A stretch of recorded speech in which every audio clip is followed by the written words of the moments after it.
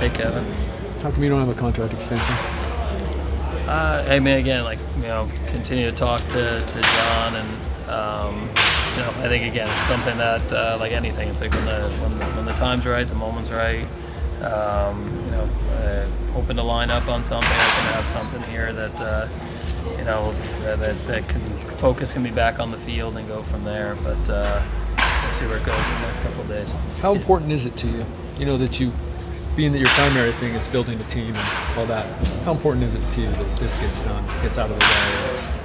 I mean, again, to me, either way. I mean, ultimately, I'm under contract, so it's I think it's all about putting a team on the field that's going to win, and there's still a lot of work to do in terms of continuing to round out the roster. So that continues to be the focus. Like I've said before, I love being here, love San Diego. Feel good about the work we've done as a group, again, it's something that we still have some unfinished business. So that's really the motivation for the city of San Diego to go out and win and be a part of it, and hopefully we can do that. What work rounding out the roster? Say again. What work rounding out the roster? Yeah, I mean, I think still looking to add to the starting rotation.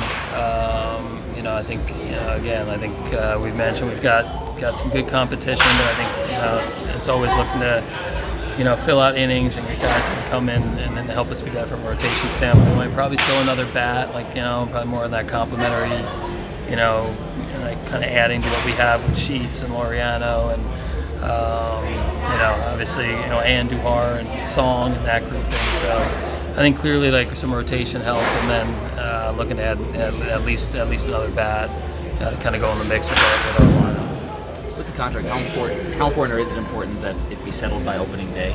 So you're not just going into the season with it being your last contract. Does that matter? Yeah, again, I'm not setting any kind of deadline or anything like that. I mean, I think to me it's always open just to having conversation and trying to see if we can work something out. But I think ultimately, my focus it's on the team and the field and spring training getting started. That won't change. And, I don't see us setting any kind of deadline or anything like that.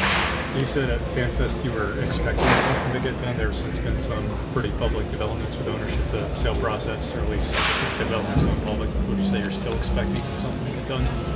Yeah, no, I think I don't think anything's changed from that standpoint. I think the same sentiments that myself and I know the conversations I had with John. I think I think the same sentiments we've had really throughout the whole off season. I think that hasn't changed at all. Despite not having a deal, I feel like wanting to be here, the intent from the organization for me to be here, I feel like that's all the same, and I think hopefully we can line up on something. Is there any apprehension on your part, considering you don't know who the next owner is going to be? Is there any merit in waiting to find out who the next owner may be? Yeah, no, I mean, I think again, I think that's definitely been an element that's a little bit different. Obviously, when you have your direct boss is somebody that is going to be here, so that's probably something for myself that's at least it's kind of just a different element that's been added to the whole conversation. I don't think that really is going to impact anything. I think from the beginning, in terms of getting a deal done. I think it's been again it's been pretty consistent, the conversation, and ultimately I think we're either going to do it or not. I don't think it's going to be, hey, we may have a new owner here at some point in time, and in the next few weeks, months, et cetera. So that's what's holding this up. That I don't feel that at all, honestly. How do you view the catching situation? And would that be a possibility? You said you looked at about could you add there behind the plate, or is what you have what you're going to go into the season with? Yeah, I think most likely, what we have, with the group that's in here competing for me and Campusano, others that Hunt, Duran. I think that's probably our catching group. So to go sign a catcher and then move a Campusano into a DH type spot. It's not a zero, but that's we had more opportunity to probably do that throughout different points in the off season.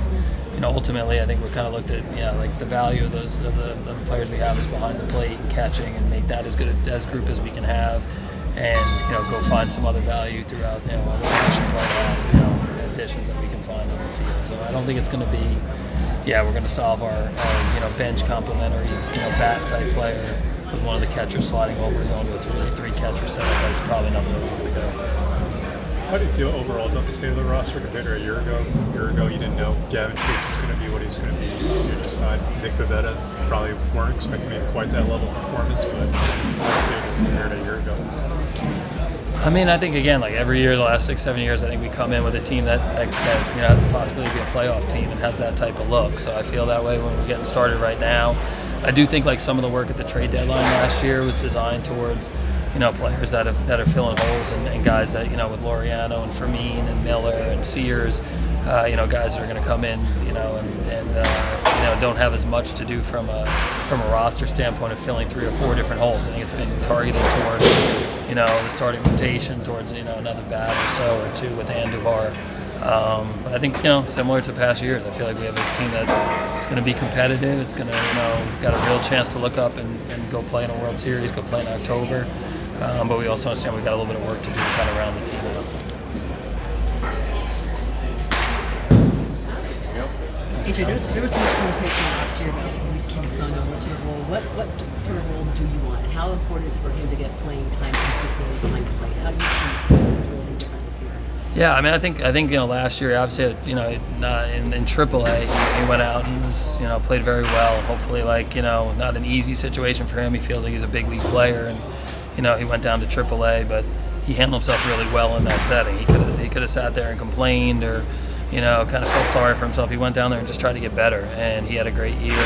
I think it's going to help him out a lot here this year. And in terms of I think for us it's as good a catching tandem as you can have. Like that's we want those guys to, between the two of them, they have good skill sets. I think their skills should complement each other.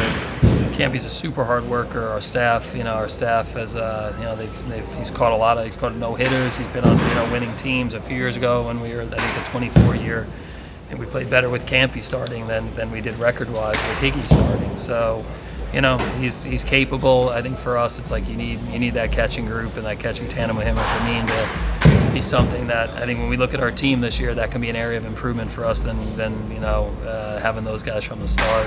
Expecting him to kind of take what he did at AAA last year and what we've seen for stretches in the big leagues and turn that into consistent performance for us, and that would be a big addition, honestly, something that's already in-house here. So expect him to play a real role for us this year. Who are you rooting for to win the WC? I think it's going to be a great tournament. I think you kind of go for rooting for our guys to go out and play well and represent their countries well, and then have a little bit of hoping they come back into our camp here sooner rather than later. So we'll see. I think you always kind of torn a little bit that way. This is part of a pretty good pitching staff for USA. Are you surprised at how many high-level arms have agreed to participate in that tournament? No, I think the tournament's I think more and more every year. As we were talking about the other day, it's just top talent is playing now. Especially for USA, which has been definitely a progression, a difference from the earlier stages of the tournament. And I think just the interest. You see in Japan. They've been gearing up as a country for months now to go and repeat. And the team that took the field 3 years ago is great for baseball.